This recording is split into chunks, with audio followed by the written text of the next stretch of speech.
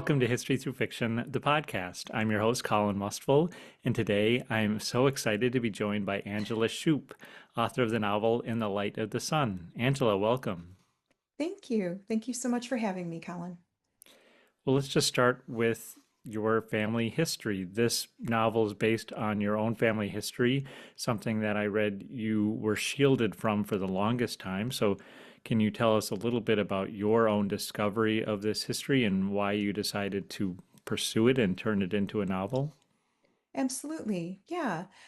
I shielded is a good word, actually. That's a good word. I don't know that I was shielded from it entirely. I grew up hearing stories from my mom and my aunts. She had three older sisters about their time growing up in the Philippines and particularly during the war. But they didn't really share all of the details, obviously, as I was young. So they did shield me from, the harshness of what happened during the war, but they did touch on some of it. And I think the thing that stuck out to me the most from their stories was their resilience and just their love for their family, their father. He was an Italian man who emigrated to the Philippines and met and married their mother and had six children actually. But yeah, their story was one of just a lot of family love and their love of music. And one of the sisters, one of her older sisters, actually had moved to Italy, went back to Italy with their grandmother to voice train to become a soprano in the opera. And that grandmother was actually a former soprano who performed with a couple different opera companies in Italy in the late 1800s and early 1900s. But their story, again, was just something that was so beautiful to me. And knowing who they were as women, they were very strong women, and despite what they went through, they lived their lives fully. They had so much joy in their lives, and that spoke volumes to me about the fact that you can really go through something enormously difficult, um, and come through that with hope and living a full life with joy. So I want to get more into the specifics of their stories, obviously without giving away too much of the novel, but I always want to know the historical context for the stories that I'm reading in historical fiction. What I love about this novel is there's so many different stories from World War II, but so many of them focus on the Western Front or on what's happening in Germany. This obviously goes into details of Italy and the Philippines, both underrepresented historically. So can you, without giving a whole long lecture, what was going on mhm. both in Italy and the Philippines during World War II and during the setting of your novel? um, yeah, this was quite something. Deciding to the decision to go ahead and attempt to write this was, quite something because it is World War II. It is one war, but it is on two very different fronts. So in the Philippines, much like in the book, how I have it represented, and based on my family's story as well as research that I had done, um, after the Japanese bombed Pearl Harbor on the 7th of December, they bombed on the very next day, December 8th, they bombed in the Philippines as well. They were trying to, they bombed the US air bases. And so, what transpired after that, and in a lot of the material that I had read, and again, based on my family's story, um, a lot of the families, fled their towns if they were close enough, I think, to the mountains. And this is particularly my family's story takes place on Luzon, um, where Manila is as well. It's one of the largest islands there in the Philippines, and where most pretty much all of the fighting was done in the Philippines there. Um, but my mother's family, as well as my godmother, um, both of their families fled their hometowns into the mountainous jungles of Lausanne. And in my mother's family's case, my family's case, they had an aunt and uncle that were living um, and had some type of farm. I had a lot of difficulty trying to find out exactly where this was, which is one of the reasons. One of the things that I actually fictionalized in the book was the town. They don't, the aunt and uncle whose house they go to seek refuge at in the jungle, um, that town and where they are is fictionalized because I couldn't find an exact place. But I do know that they did flee their town. And that was common, I think, for a lot of the families in towns kind of in that portion of the Philippines as well. I know there were some people that remained in those towns, but the fighting that transpired was, I believe, it would be and I want to say this first off that I am not a historian. So the number of details and events, I mean, I did my best to make sure that this is as historically accurate as I could make it. But obviously, I had to fictionalize both accounts for the sake of the story. Um, Well, so anyway, let's talk more about that because okay. let's talk about what your background is in writing and how you're able to combine these elements of history with the very human elements, the story elements, the craft elements of fiction. Yes. Yeah.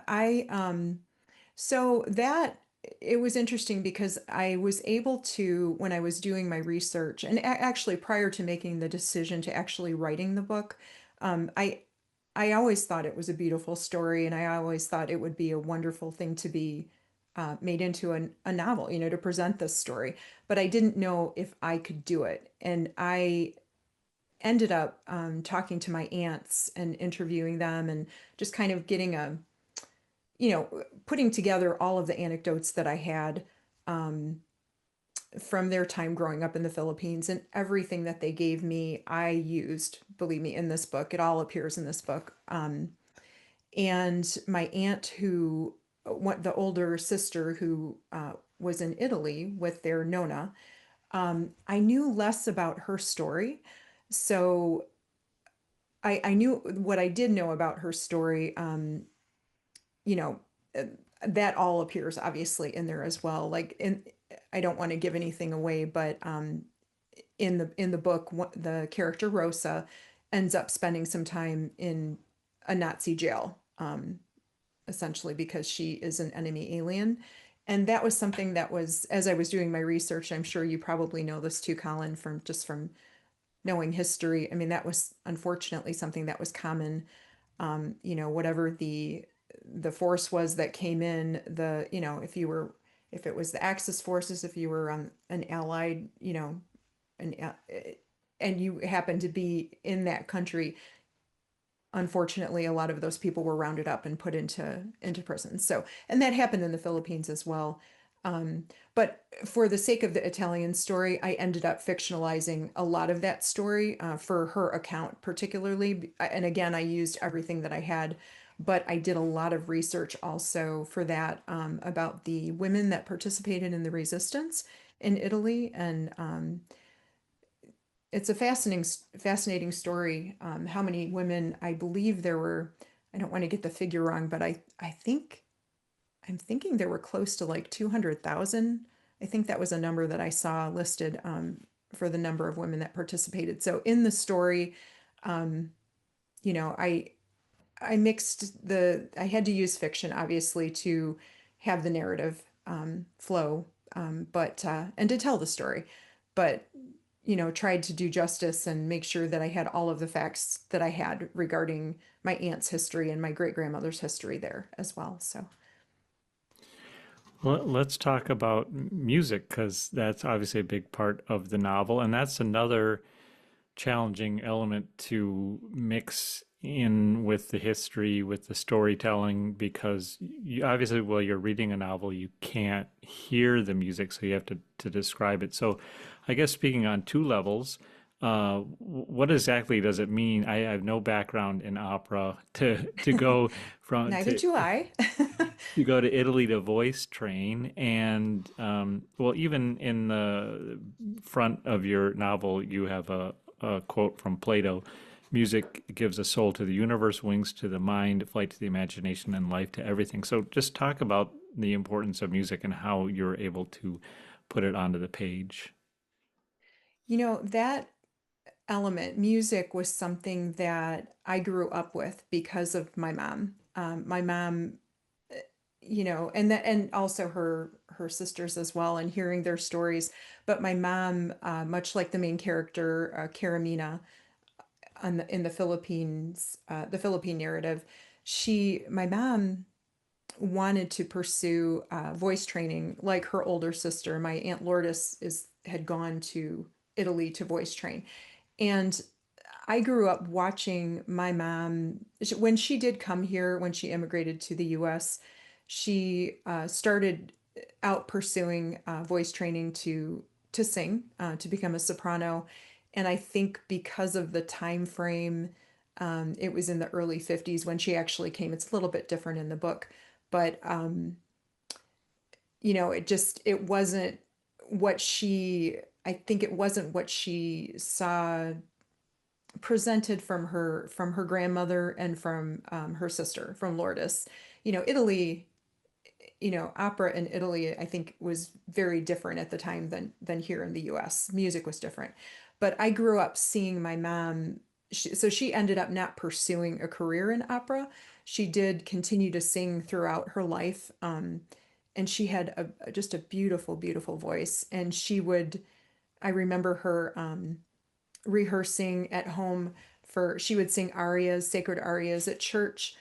Some of the pieces that are mentioned in the book, um, the Panis Angelicus, Ave Maria, some of those, I grew up hearing her singing and hearing her rehearsing at home, and music was just a big part of our life. And I saw how it not only enriched her life and our lives, but hearing her tell the stories of her growing up there in the Philippines with her family as well as her sisters, music was a big part of their life, growing up. And I think my grandfather, it was a big part of his life. And interestingly, both um, my great grandmother and my great grandfather, who um,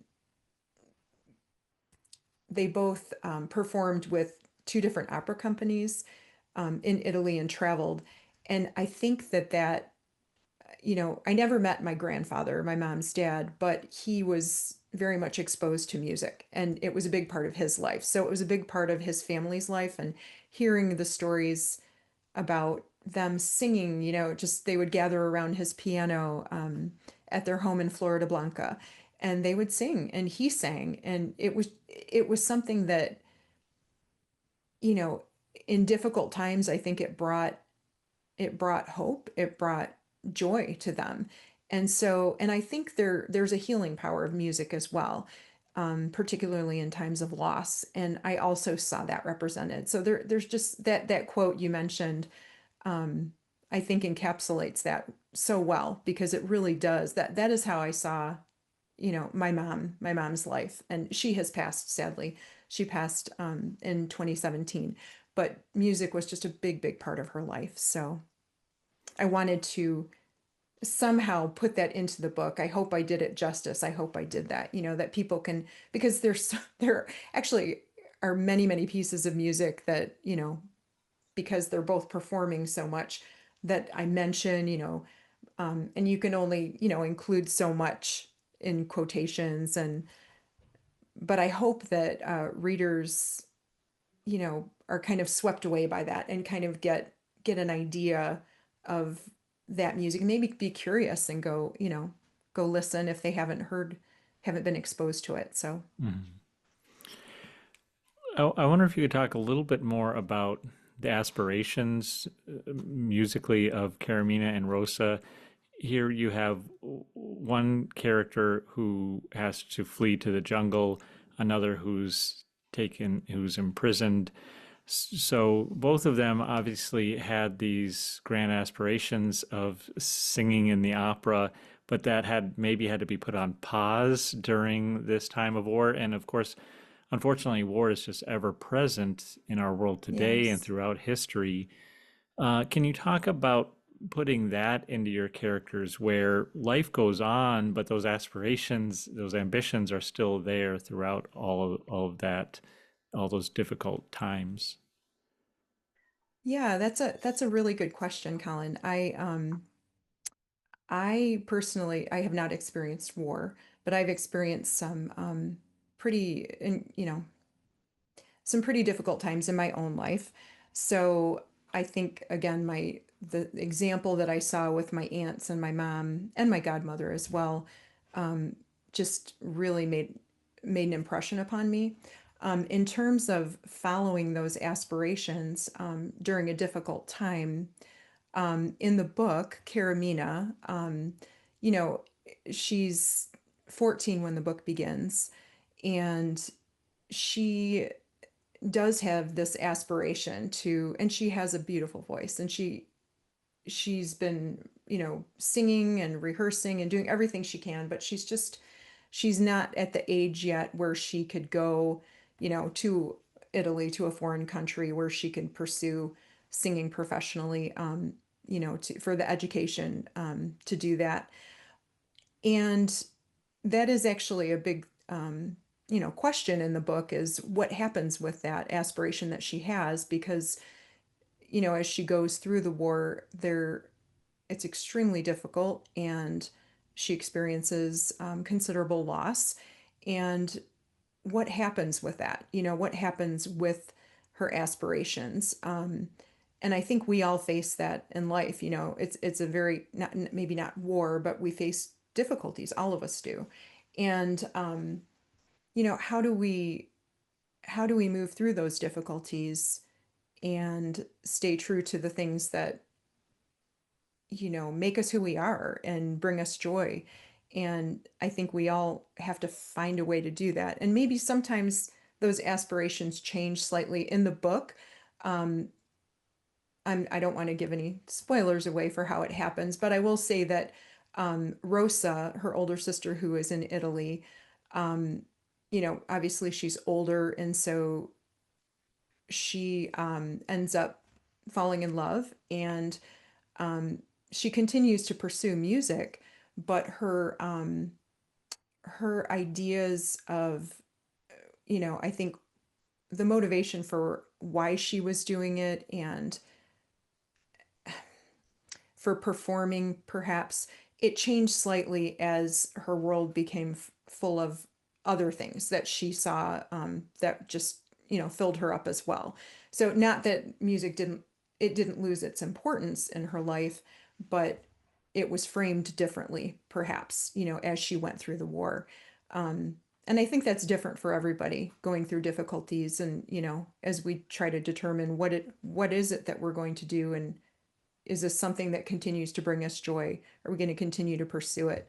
So, yeah, that's a really interesting question. I don't know if I completely answered it there for you, but Oh, definitely. Well, we've been talking a lot about the history and about what your characters are experiencing, but I wonder if we can talk a little bit about you. This, I believe it's your debut, is that right? yes, it is. It is my I'm, debut. I'm curious. There's so many authors who you have a debut novel that gets published, but many authors have a manuscript or two that they never pursued publication for. Do you have anything like that that you worked on that never saw the light of day? Well, I'll answer that question this way. This novel, I started researching this back in 2012. And I know what you're saying is common because I'm in a couple different writing associations, and it is difficult to, the path of publication is not an easy one. It's a difficult path. And I think that's very common. I've heard that as well. and I think there's something to that in that we learn as we go. None of that is wasted.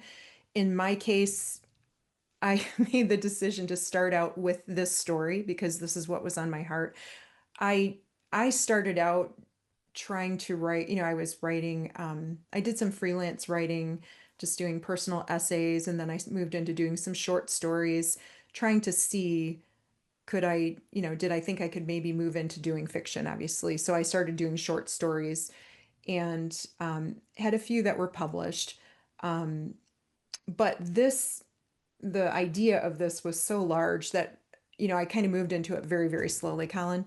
And I started researching it in 2012. I didn't start actually writing it until 2015, but obviously it's coming out, October of 25. So this was a very, very long process, and this manuscript went through many, many different iterations, so I like to say it's kind of this is my many manuscripts right here because it went through many iterations. So Well, right. I mean, I noticed that it was a finalist for the William Wisdom Creative Writing Competition in 2018, which is now 7 years ago. That must have been yes. very encouraging. But what happened between 2018 and 2025? Did you go through agents? Did you go through the query process over and over, revisions, that kind of stuff? Yeah, so that yes, thank you for that. It was a semifinalist in that competition, which was very, very encouraging to say, okay, there's something here and I can keep moving forward. So I began querying it back in 2018 and was pursuing obviously querying to find an agent, and had some response, had some full requests on that, um, but no takers, and kind of went back and again did some different. I don't know how specific you want. I mean, initially it was written in third person, limited omniscient, and it was only Karamina's story. It was only the one POV. Um, and as I moved through that process, that's not an easy process, the querying process. Kind of came to a place where I felt like I needed to get some advice and sought out a manuscript assessment from an editor who was kind enough. She had a significant experience, or I should say, has significant experience, and with historical fiction as well. And so she did a manuscript assessment for me, and ended up deciding to go ahead and add this more mature POV with the older sister in Italy. And so I had already started doing a little bit of research for Rosa's story because I was considering doing it as another manuscript, but made the decision to go ahead and add it into this, in the light of the sun. So that took a little time to do that, to, go back and do more research to feel like I could write her story, and then I'll just share it started out actually as epistolary.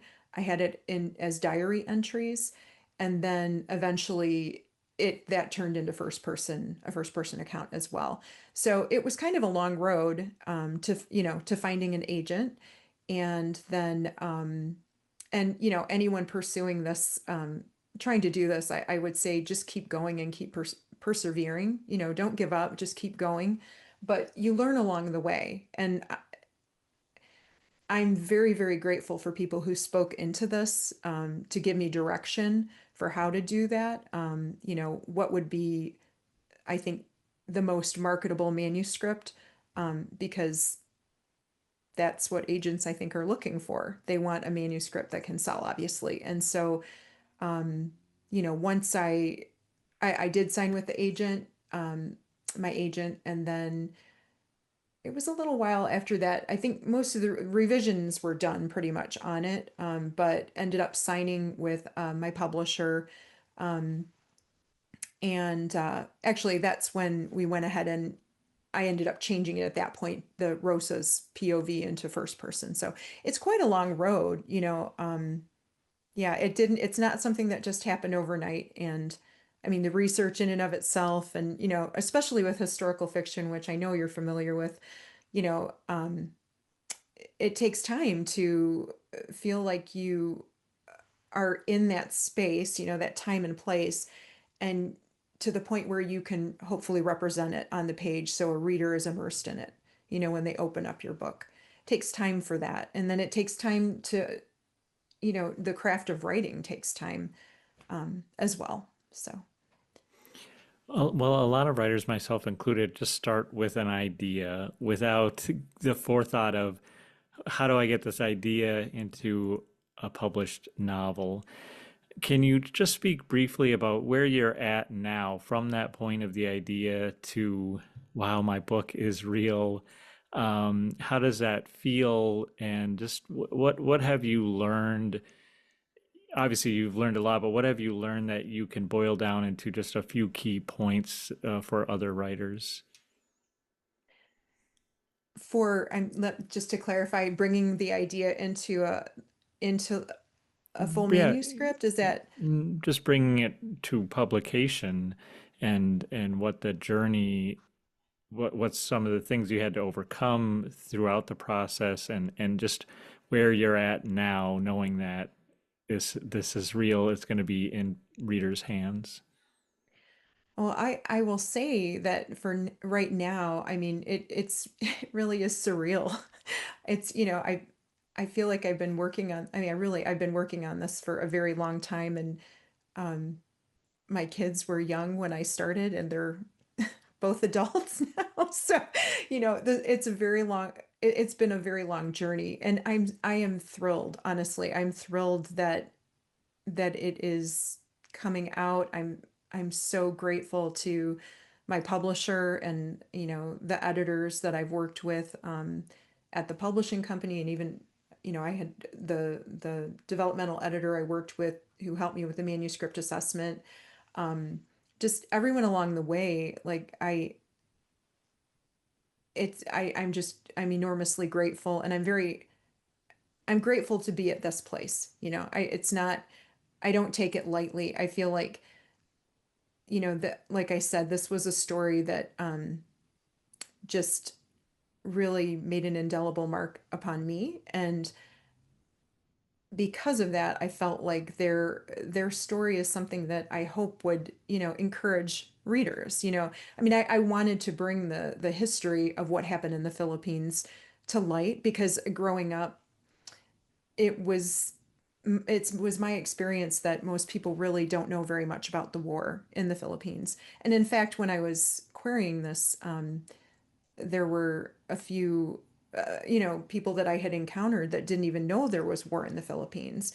And so to bring their story to light, to bring the idea that, again, you can walk through very difficult circumstances and come through it, and, live a very full life and fulfill your aspirations, continue on. And, but yeah, it's a little bit surreal, but I'm enjoying it, and I'm so excited. I have this, it's not actually the book, it's just a picture of the book. But when I saw the cover, when they showed me the cover, I was just thrilled. I mean, to be able to capture both, the Philippines and Italy and the opera all together, and when the cover designer did an amazing job. And so, and I feel like everyone has along the way, and I'm very, very excited. Well, congratulations. I'm curious, do you have more plans on another manuscript? Have you thought of new ideas, or are you only focused on this one right now? I have been doing research for another story that is also family based, and it really centers around one of the characters in The Light of the Sun. It would be going back in time, so and I'm trying to do the research. I'm finding it's a little bit, it's not so easy to do research from, I like the 1800s, mid 1800s, late 1800s, especially when I don't speak Italian and I don't speak Tagalog, but this is particularly in Italy where I'm doing the research. And I'm trying to do that. So hopefully, I'm hoping that I'm able to get enough that I can work on another manuscript. I have ideas for it, and it's interesting as I've been doing research, family research, I'm finding I feel like there are actually several stories that are possibilities, but again, they require quite a bit of research. So, but I'm moving ahead with that. So yeah, definitely. Well, good. And hopefully it doesn't take 13 years. I mean, I know it's might be the process, but hopefully you can get it finalized before then. Yes, I'm hoping it's a much quicker process. Yeah, Well, I'm expecting Angela, it will be. So sorry. I just wanted to say thank you so much for joining me. Congratulations on In the Light of the Sun. Thank you so much, Colin. This has been a pleasure. I really appreciate it. Thank you.